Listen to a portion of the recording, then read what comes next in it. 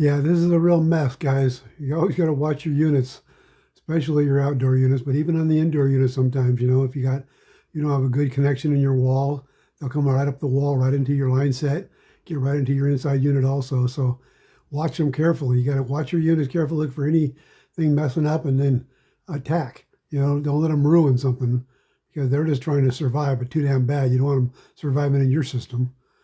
Anyway, if you got any questions, put them down below.